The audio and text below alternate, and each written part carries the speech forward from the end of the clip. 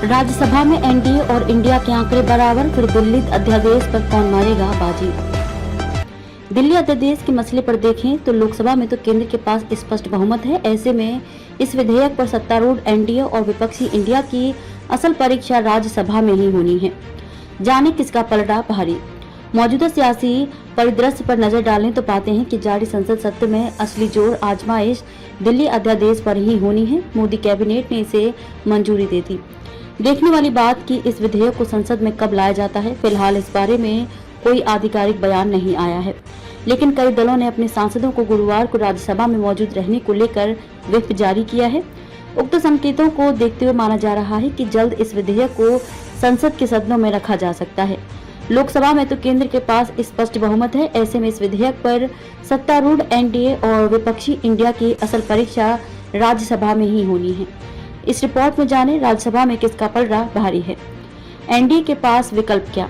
सत्तारूढ़ राष्ट्रीय जनतांत्रिक गठबंधन एनडीए को राज्यसभा में बीजू जनता दल, वाईएसआर, कांग्रेस आरटी मनोनीत और निर्दलीय कांग्रेस के समर्थन पर निर्भर रहना होगा, ताकि दिल्ली सेवा अध्यादेश की जगह लेने वाले विधेयक को उच्च सदन में पारित कराया जा सके। बहरहाल भाजपा नीति राजग और विपक्ष का इंडिया दोनों गठबंधन आंकड़ों की दृष्टि से राज्यसभा में बराबरी की स्थिति में है। वैसे अब तक देखा गया है कि सत्तारूढ़ एनडीए उच्च सदन में अपने विधायी कार्यों को पारित कराने के लिए हमेशा राजग और गैर इंडिया दलों का समर्थन हासिल करने में कामयाब रहा है। इंडिया के पास आंकड़ा। कुछ सदस्यों ने राज्यसभा के सभापति को पत्र लिखकर दिल्ली सेवा मुद्दे पर विधेयक को बृहस्पतिवार को विधायी कामकाज में पूरक एजेंडे के रूप में पेश नहीं होने देने की मांग की है। इस विधेयक को सोमवार को लोकसभा में पेश किए जाने की उम्मीद है, लेकिन अटकलें हैं कि इसे बृहस्पतिवार को राज्यसभा में लाया जा सकता है। राज्यसभा में राजग के 101 सदस्य हैं, जबकि 26 दलों वाले Indian national development inclusive alliance को 100 सांसदों का समर्थन प्राप्त है। 28 सदस्य किसी का भी बिगाड़ सकते हैं खेल। किसी भी गठबंधन में नहीं शामिल दलों के 28 सदस्य हैं, 5 सदस्य नामित श्रेणी में, जबकि 3 निर्दलीय हैं। किसी भी गठबंधन का हिस्सा न होने वाले दलों के 28 सदस्यों में से भारत राष्ट्र समिति के 7 सदस्यों के विपक्ष खेमे के साथ मतदान करने की उम्मीद है।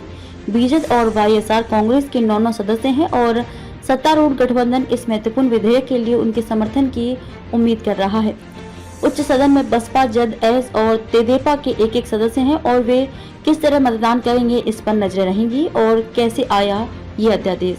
आमतौर पर नामी सदस्य सरकार का ही साथ देते हैं। मालूम हो कि सुप्रीम कोर्ट द्वारा दिल्ली में पुलिस, सार्वजनिक व्यवस्था और भूमि को छोड़कर सेवाओं का नियंत्रण मुख्यमंत्री अरविंद केजरीवाल के नेतृत्व वाली निर्वाचित सरकार को सौंपे जाने के 1 सप्ताह बाद केंद्र सरकार ने 19 मई को विवादास्पद दिल्ली अध्यादेश जारी किया था।